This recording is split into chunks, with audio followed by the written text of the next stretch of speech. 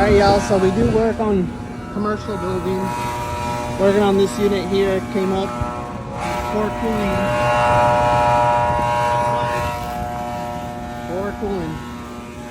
But also check out this floor. Filthy.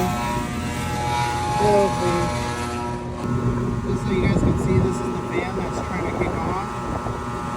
And it's at 325. Nothing hard about having to jump top of the unit to change the fan. So this one being a little bit different, I had to take the grate off, and then I'm gonna do the fan blade and then unplug it, and then basically I have to loosen it from the sides. And so this was in there like that. Pull that out, ground is grounded to the side right there. This is after I took it off, put it in the shade, and it's been sitting here for about 5-10